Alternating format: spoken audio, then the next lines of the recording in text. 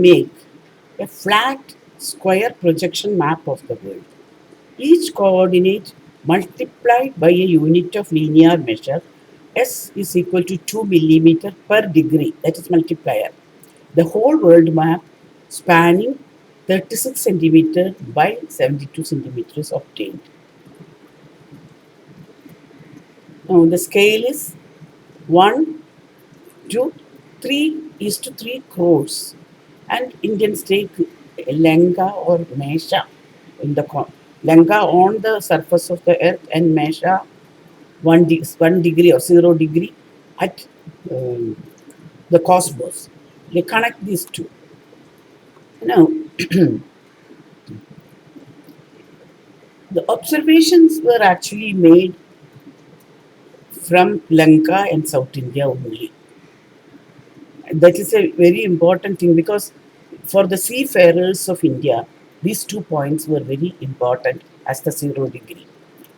Now, from the eastern border of India to the western border of India, Lanka is accepted as a midpoint to standardize the entire world map.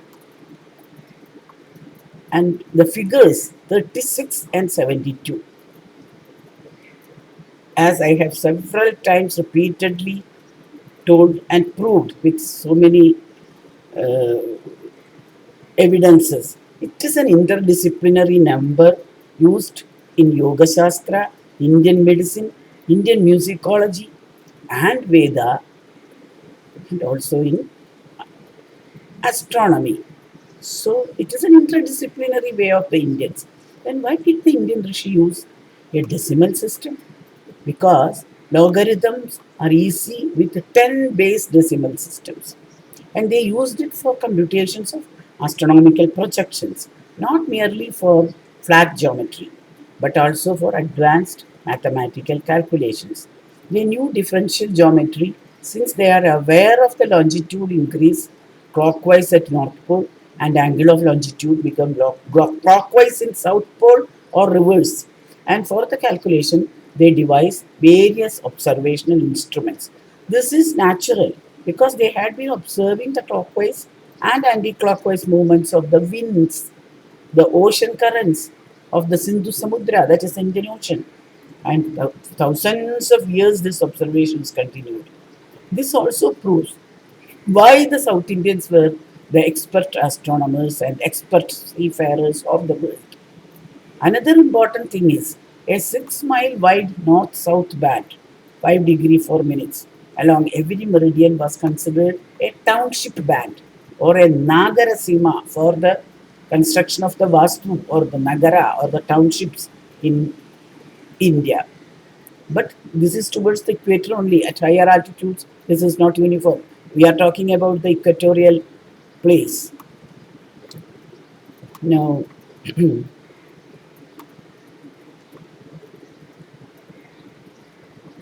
if we use the map with 36 on one side and 72 on the other, it can be used as a real projection also. Varahamihira was very accurate in sine cosine balancing. Sine and cosine are male and female, Shiva Shakti, yin and yang in China, and are defined algebraically as infinite series. So they were aware of the infinite series, expressed as angles measured in radians, the fractional function or the product of all integers up to the required value. The word projection is equivalent to shine a light from inside a transparent globe. Say the sun. Sun is a transparent globe. The light is shined from inside the sun and catch the cast image on a piece of paper which is flat against else or centered around the surface of a sphere. This was used by all astronomers of India, including the Vedic Rishi up to Varahamihira. Trigonometry of Varahamihira gives projections not only for flat but also for cylindrical and conical films. 15 degree for parallels and 30 degree for meridians were used. Hence, both are needed whereas Ptolemy gives only for 30 degrees. Varaha gives for both. This was because Varahamihira knew what he was explaining and Ptolemy did not. Ptolemy was a borrower from India. Projection onto a plane is azimuttal. When it is onto a cylinder and cone, it is cylindrical and conical. The plane shares a central point with the entire globe. That's a single point. The others share a contact circle, not a point. Cylindrical with the great circle, cone with a lesser circle. The contact circle developed became the contact line. If symmetrical to axis, it is simple aspect, and any other position is oblique aspect. Gyrated 90-degree from the single is the transverse or equatorial aspect. Simple aspect for azimuttal at pole is its polar aspect. Simple aspect for cylindrical contact with equator is the equatorial aspect. Cone is in contact with some other parallel.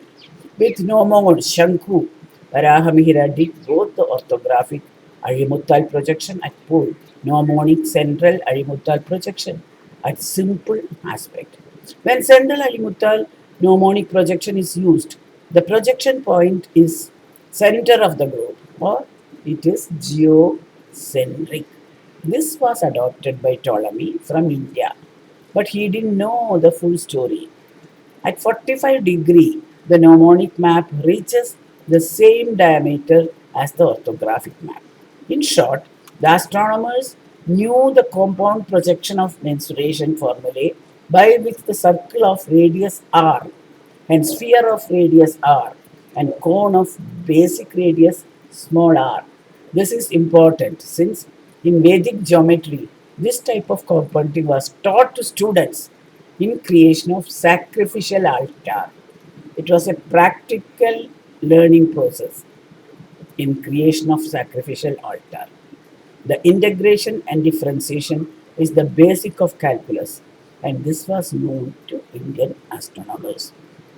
The 15-degree spacing parallel they called the hora, and when they use the 30-degree spacing meridian, they call it as rashi. Differentiation is a process of mathematical analysis that for a given function derives a second function, expressing the rate of change of value of the original arc. Chapam we call it. We get the original function. For example, the function that shows for some point x the cumulative distance traveled by a planet or a boat or a car or a train or any vehicle. Certain functions have a limit 0. Several mathematical functions have that limit and are differentiable. Derivative sums of two differential functions equal the sum of their derivatives. The attributes equidistant, equal conformal are mutually exclusive of the other. The fourth, the loxodrome. Loxodrome is a line on a map having consistent azimuttal leaning, which is of vital importance for ocean navigation. Loxodrome is needed for navigators. It is a subset of conformity, and it was this alone which Hipparchus, Ptolemy, etc. were concerned with, while Varahamihira and his ancestors were knowing it only as one of the subsets of their knowledge. Now, I am not going into the comparison of scales, etc. But just one thing, the Abhirami Andadi, a Tamil poem, Sloka 65, speaks of Unnangiru Unnur, which means 3 into 4 into 2 into 3, that's equal to 72. The Vedic number, which is important both for the musician, for the astronomer, the mathematician of India, everybody in India. 72 is important for Indians. Equatorial radius accepted for Earth. For WGS 84, that is the most modern, is 6.378, then so many numbers. For the satellite as a resulting altitude above surface of over 35,000 kilometers. What does Varahamihira take? If it is 6.378 for modern, for Varahamihira, he takes 6379. Avoiding the decimals, he makes it a complete number. What is the difference is very slight. So the decimal system was known, and converting the decimal into whole numbers also was there in that time. The sine wave or sinusoid of sound wave and that of light were known to ancient Indians, as we see from their musicological, astronomical, and Vedic calculation. They knew the phases of pi, that is 0, pi by 2 is 90, pi is equal to 180, 3 pi by 2 is equal to 270, 2 pi is equal to 360, 5 pi by 2 is 450. Like that, which was used for music astronomical calculations. It is from this the sine cosine balancing was done by all astronomers, including Varahamira. To know a sinusoid, one has to know three specific things. One, the frequency or number of times per second. The waves repeat itself in cycles. The sound with periodicity has pitches, ordered on a musical scale, pitch related to repetition rate, and hence, in case of sinusoid, to its frequency. This is also behind the theory of the afterbirth, Punarjani system of the Indians. The same principle. The amplitude, the amount of pressure, the variation about the need. That is the second thing that we should know. The third is the phase or portion of the cycle through which the wave has advanced in relation to some fixed point in time.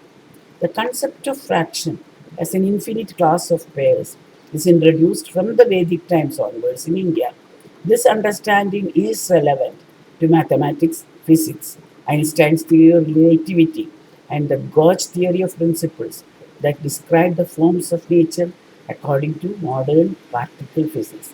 Why I am elaborating on these modern points is just to prove that when Varahari Mihira reached at the number of energy just like which Einstein used, the same number he is using, he was following scientific methods, and that was not his soul, but from the Vedic knowledge that he had inherited. Pythagoras lived in Greece only from 572 to 497 before Christ.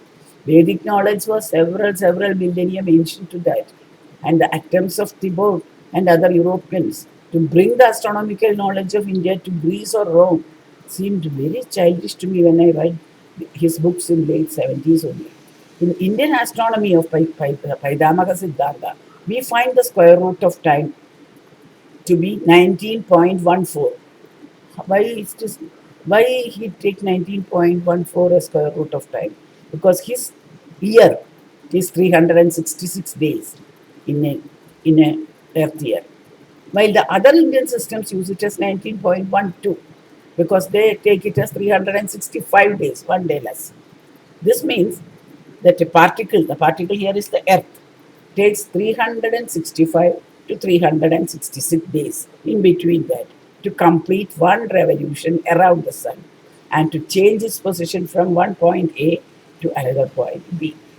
Since the parispanda is the change of position of a particle. The mean parispanda of a particle is proportionate to the square root of time. This is obtained.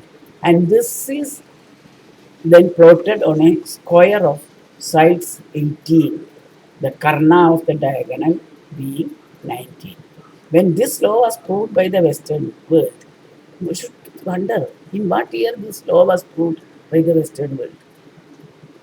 In 1965 only by Feynman and Hibbs.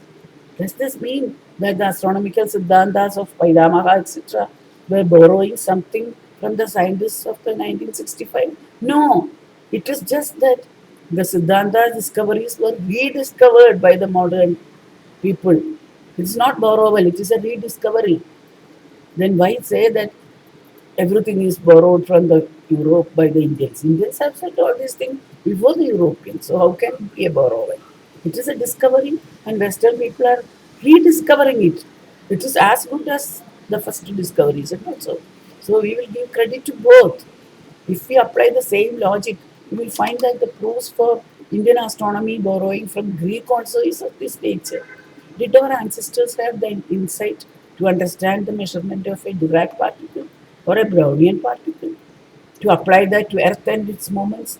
Did they know the macro models of the universe and the micro models of quantum behaved in the same way? This question requires a lot of study about the concepts of not only of the modern astronomy but also of Indian astronomy, and a comparative study of modern astrophysics and an interdisciplinary study of other Indian sciences including classical music, Sankhya Shastra, Vaisheshika Shastra, Nyaya Darshanas, etc. Now, my whole life I have spent for studying these things. I don't know how much of time I have spent on this because the entire life has been focused on this only.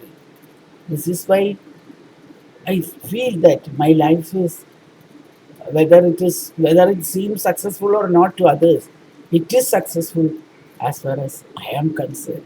I am happy with the studies which I have conducted on these various fields of activity, then rediscovering myself about my antiquity, the antiquity of my own people, my own sciences. I am very happy at this age to announce that the fulfillment which I feel about that this day.